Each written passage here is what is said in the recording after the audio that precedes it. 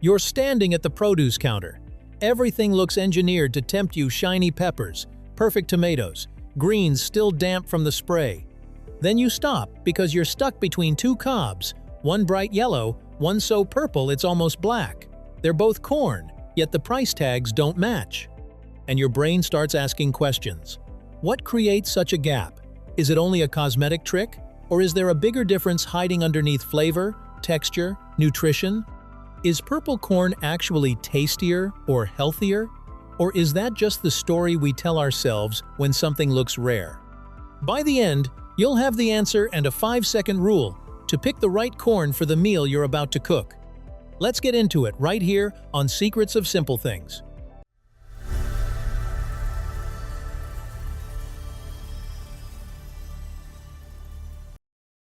Before corn had colors. Before corn was a side dish at barbecues, it was a long, slow experiment in survival. Maize began as a wild grass called teosinte in southern Mexico. Around 9,000 years ago, early farmers noticed a plant with slightly softer kernels, or a cob that held together a little better, and they saved those seeds. That was the technology: attention, patience, and repetition. Over generations, teosinte was nudged into maize. Bigger kernels, more usable starch, a plant that could actually feed communities. As maize spread across the Americas, it didn't remain a single, standard crop. Geography shaped it.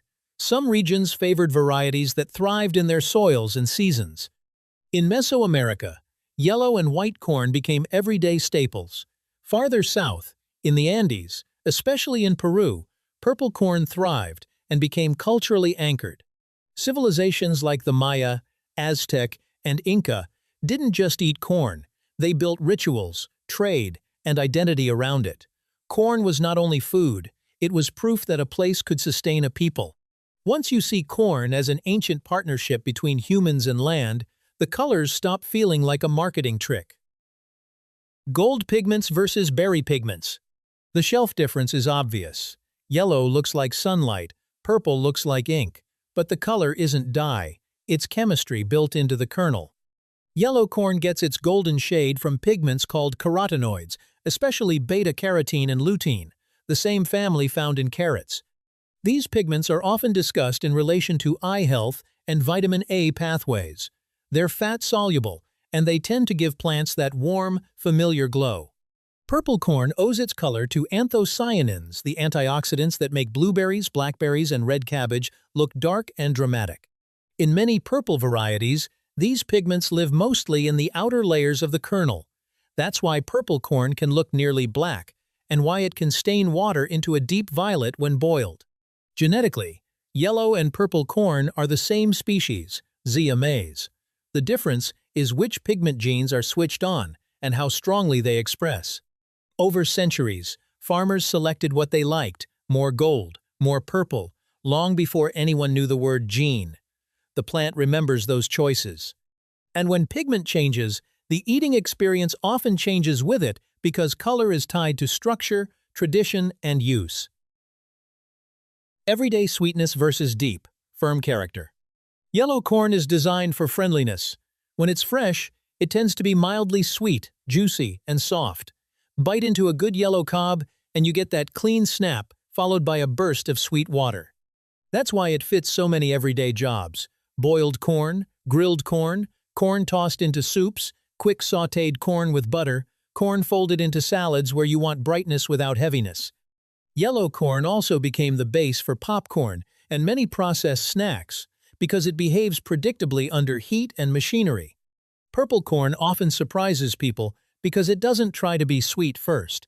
It can taste earthier and nuttier, with a flavor that feels deeper and slightly grain-like, especially when used in dried form. Cooked purple kernels can feel firmer, chewier, more structured, like they want to hold their shape rather than melt into softness. That firmness makes sense in its traditional roles: beverages, porridges, and baked goods where you need body, not just sweetness.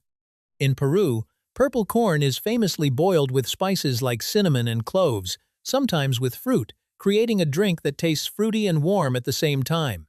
Yellow corn tends to be the default eat-it-now corn. purple corn often behaves like an ingredient you build with. Then comes the question people whisper at the stall. Is the purple one healthier, or is that just the color talking?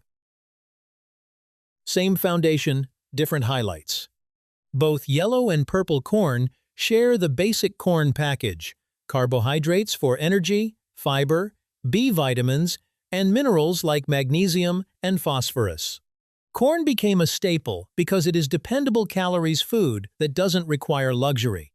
The difference is what each variety highlights. Purple corn is known for its very high anthocyanin content. Research often links anthocyanins in general to antioxidant activity and to markers associated with inflammation and heart health. Some studies explore whether purple corn extracts may influence blood sugar or cholesterol regulation.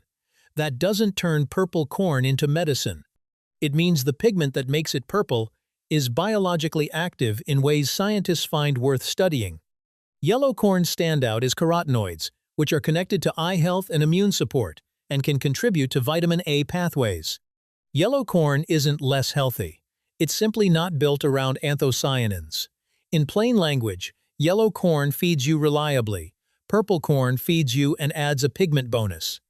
If purple corn has that bonus, why doesn't it dominate global farming? Why yellow corn dominates? Yellow corn became global for a reason that has nothing to do with romance. It scales. It grows well across many climates, produces large harvests, and fits mechanized agriculture. When a crop can be planted, harvested, dried, stored, shipped, and processed efficiently, it becomes a backbone of the food system. That's why yellow corn shows up everywhere, often invisibly. It becomes cornmeal and tortillas. It becomes animal feed that turns into meat, eggs, and dairy. It becomes corn oil, corn syrup, and industrial starch. It becomes ethanol fuel. It even appears in materials like biodegradable plastics and certain cosmetics. Much of what we call modern food runs on corn's efficiency, and yellow varieties are built to deliver that efficiency.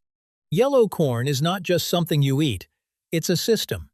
Purple corn lives under different rules because it prefers specific conditions that don't always cooperate with machines. Why purple corn is rarer and more expensive? Purple corn often prefers more specific environments, especially higher altitudes with cooler nights and strong sunlight, conditions that support its traditional cultivation in parts of the Andes. It can grow more slowly and yield less per hectare than industrial yellow varieties. Lower yield means higher cost, and geography means limited supply outside its core regions. So yes, part of purple corn's price is biology and climate. It's harder to mass-produce a crop that doesn't behave like a commodity.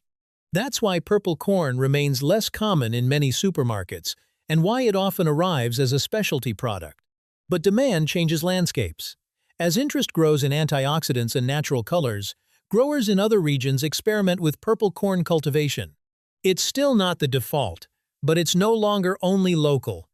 And the modern twist is this: purple corn is increasingly valued not just as food, but as a natural ingredient. Engine corn versus signal corn. Yellow corn powers the industrial side of corn's story. It is everywhere because it can be turned into everything. It's the reliable engine that keeps factories consistent and shelves full. Purple corn's footprint is smaller, but its value is rising in a different direction. Anthocyanins can act as natural colorants, which makes purple corn attractive to companies looking to replace artificial dyes. It shows up in teas, wellness, drinks, and supplements, where the color itself becomes part of the promise. In research settings, purple corn extracts are studied for potential applications beyond food. So you end up with two expressions of the same plant: yellow corn as infrastructure, purple corn as signal heritage, pigment, and modern curiosity. But at the stall, your decision shouldn't be about trends, it should be about what you're cooking. The 5-second rule: choose corn by the dish. Here's the 5-second rule. Don't ask which corn is better. Ask what your dish needs. If you want sweet, juicy, everyday corn, choose yellow. It's ideal for boiling, grilling, salads, soups, and quick stir-fries. It brings brightness and tenderness without demanding attention. If you want a deeper flavor, a chewier bite, and dramatic color, choose purple. It shines in drinks, porridges, and baking, or simply boiled or roasted when you want that nutty depth and the visual drama in the bowl. Yellow corn is the default comfort. Purple corn is the deliberate choice. Once you see them as two different jobs, the price difference starts to feel less mysterious. If you're unsure, remember, the best corn is the one that makes your dish feel right. 2 colors, 1 ancient plant. Yellow corn and purple corn are not enemies. They are 2 stories written by the same ancient plant. Yellow corn feeds the world through scale, reliable harvests, predictable texture, endless uses. Purple corn carries place centuries of Andean tradition, pigment chemistry, and a modern interest in natural color and antioxidants. And maybe that's the quiet lesson at the produce stand. Sometimes the biggest differences in food aren't about which one is better. They're about what the land made possible, what people valued, and what history kept.